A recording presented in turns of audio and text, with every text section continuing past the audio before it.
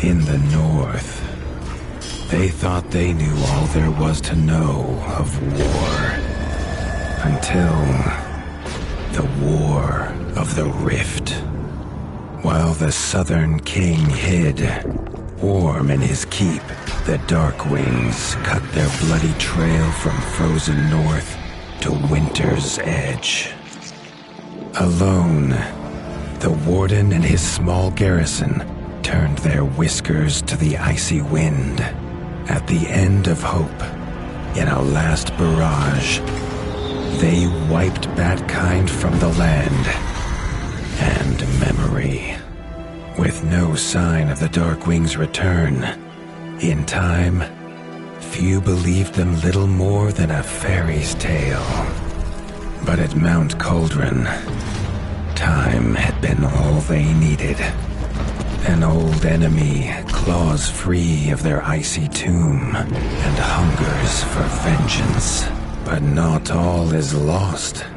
King Rattus brings north a cause for hope. A bastard prince, placed in the paws of the Warden of the Wastes to raise as his own. A secret of blood never to be told. Now, fate calls for a hero in a murderous screech, and one young rat will answer.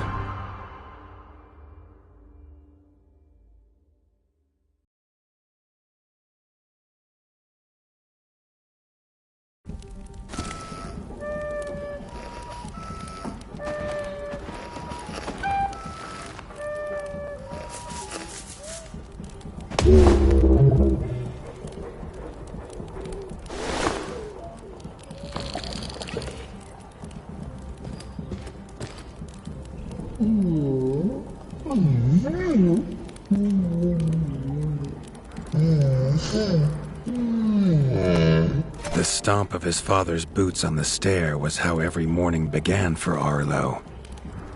The booming shout to ready himself was louder still, but such was Lord Eivor's zeal at a new day. Dawn was breaking over winter's edge, and Arlo was yet to miss one.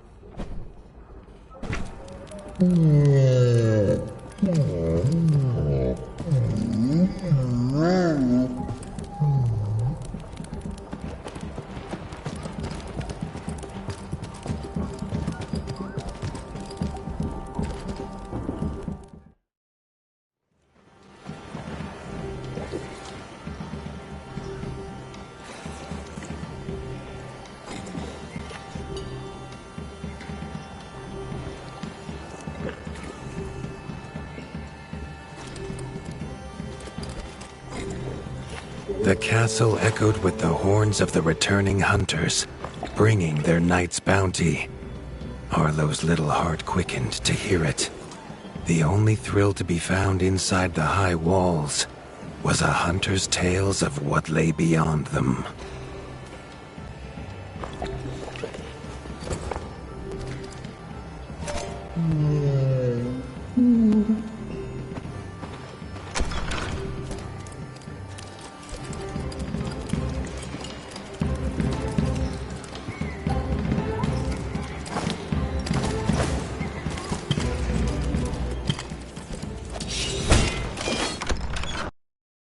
Arlo tells himself it's a good life here in Winter's Edge. The bustling of contented ratfolk, the crisp mountain air, and without the endless scourge of frogs the southerners suffer. Why should he want for more?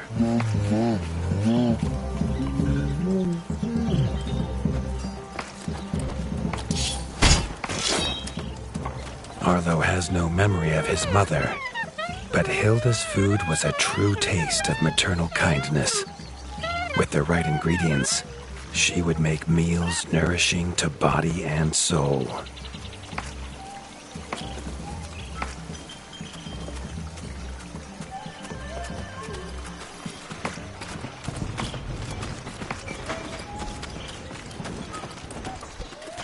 Tiki's shop was perhaps Arlo's favorite, as the shopkeeper had wares from far and wide.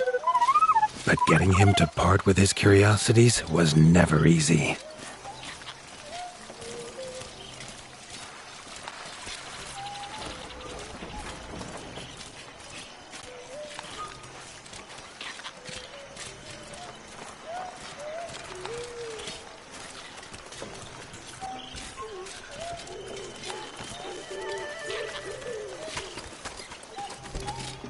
There was no time for tales of the hunt today. Lord Eivor was already dividing what was an excellent haul, happy to see his people provided for. Arlo longed only to join the hunt, to see the Ratdom or even the lands beyond. His father called it a fool's wish. Arlo's destiny was unshakable, much like the keep that would become his by birthright.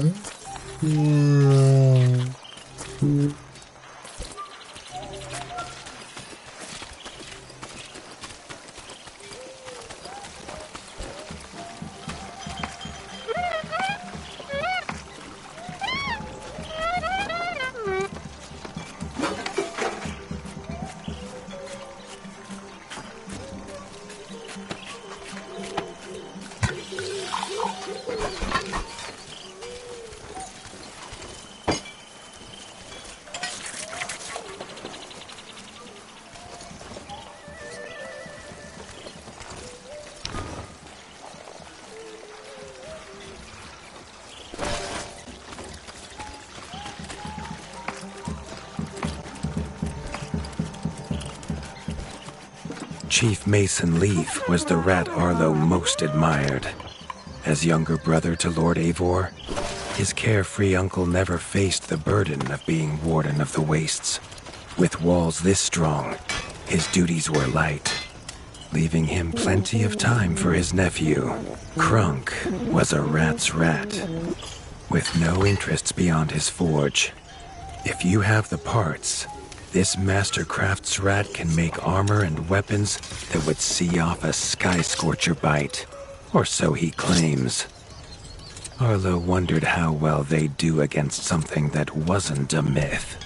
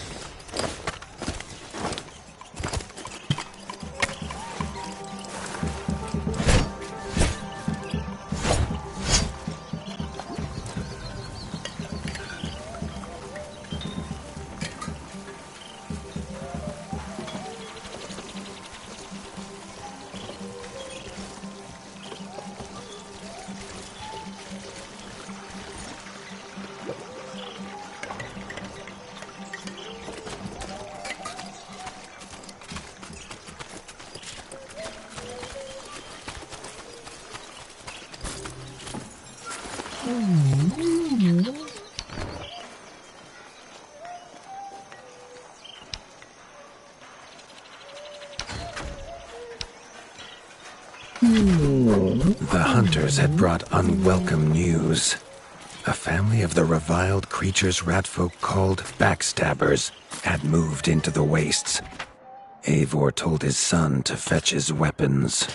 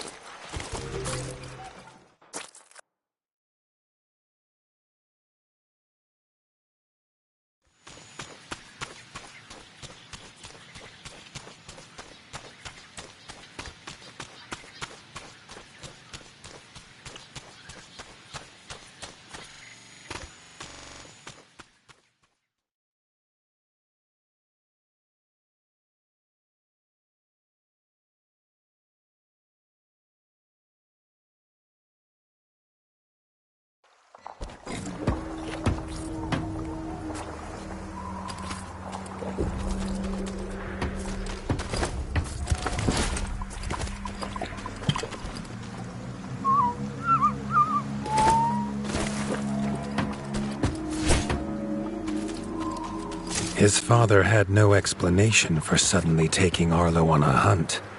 It even gave the hunters pause. Arlo had been taught to fight, and better than most. But rarely had he been tested. He was determined to prove himself.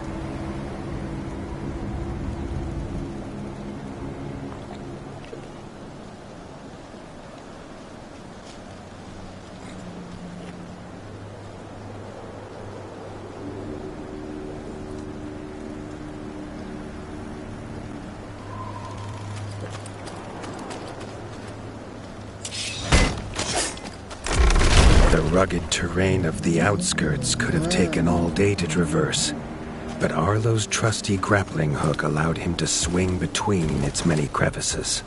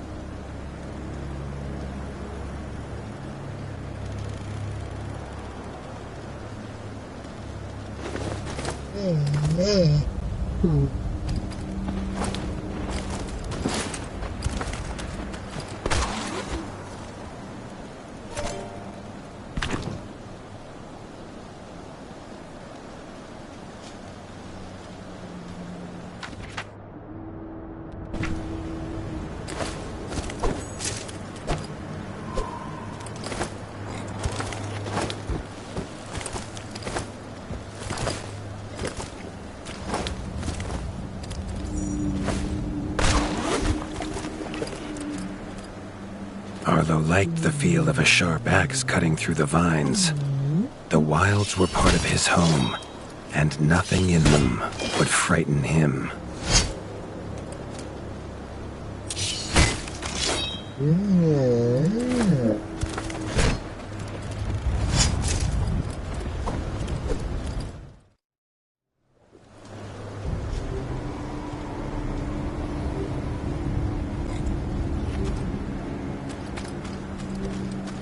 The famous frostberry bushes of the wastes were in full fruit already. Their juice made a healthy tonic, though Lord Eivor preferred them fermented.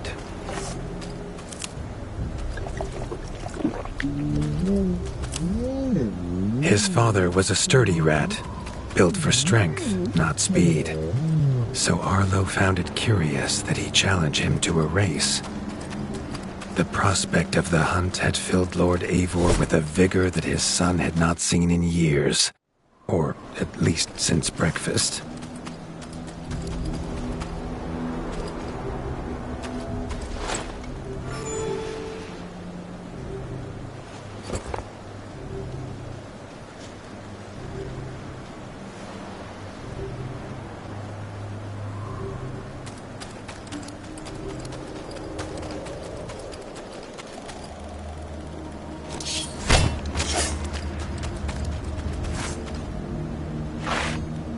A warden fights the hardest battles, he told Arlo, and needs the sharpest blade.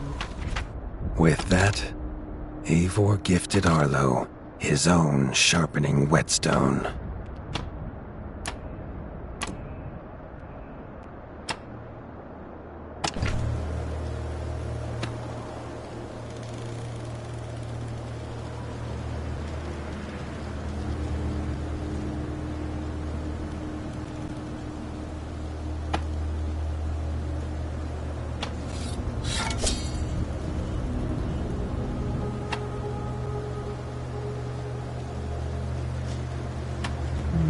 Whether these beasts were named for their spines, or for some past unforgivable deed, no rat knew. Either way, Arlo was about to find himself at the pointy ends of this brood. Even young backstabber red attacks were brutal, but a well-timed dodge would see Arlo escape unscathed.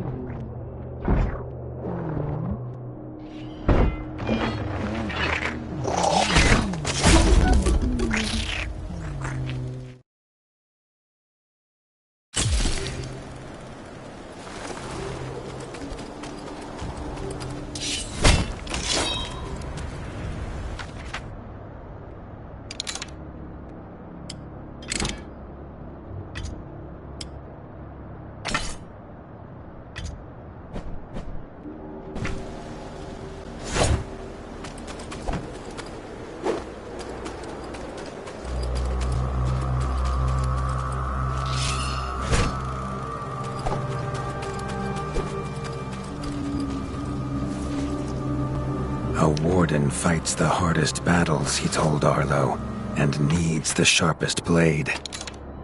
With that, Eivor gifted Arlo his own sharpening whetstone.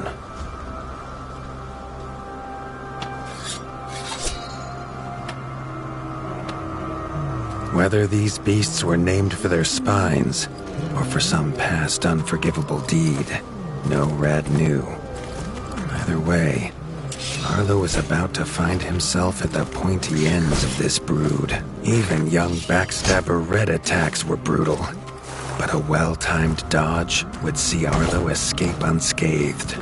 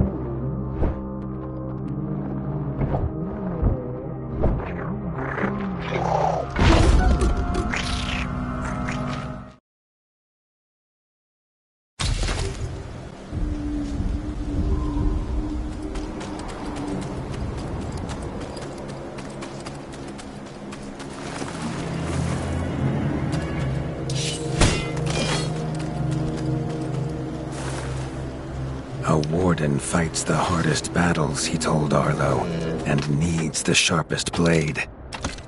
With that, Eivor gifted Arlo his own sharpening whetstone. Whether these beasts were named for their spines, or for some past unforgivable deed, no Rad knew. Either way, Arlo was about to find himself at the pointy ends of this brood. Even young backstabber Red attacks were brutal, but a well-timed dodge would see Arlo escape unscathed.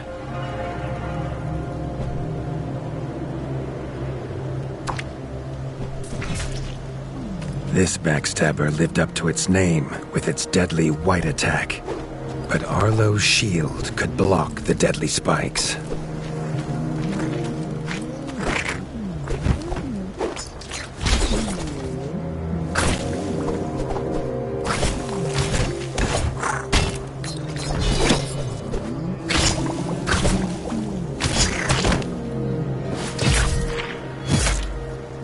This young one used vicious yellow attacks. Arlo had to time his parries perfectly.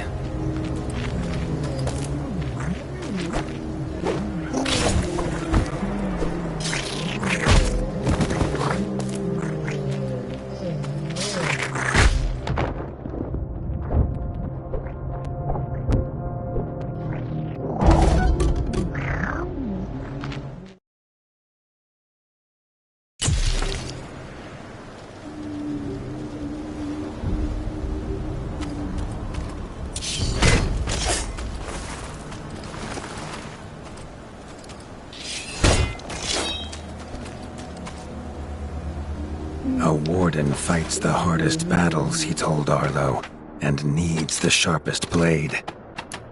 With that, Eivor gifted Arlo his own sharpening whetstone. Whether these beasts were named for their spines, or for some past unforgivable deed, no Rad knew. Either way, Arlo was about to find himself at the pointy ends of this brood. Even young backstabber Red attacks were brutal, but a well-timed dodge would see Arlo escape unscathed. This backstabber lived up to its name with its deadly white attack, but Arlo's shield could block the deadly spikes.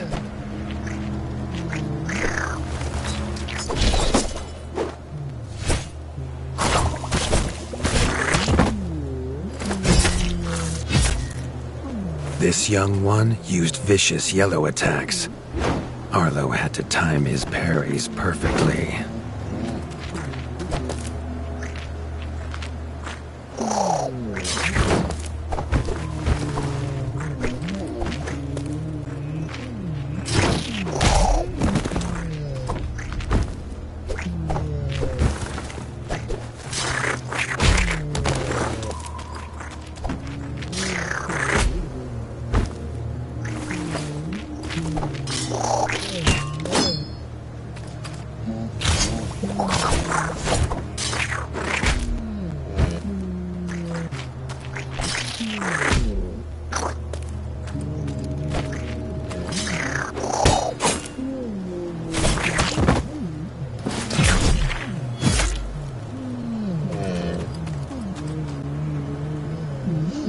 This mother had left her young to fight alone, but the same could not be said of Lord Eivor as he leapt to his son's side.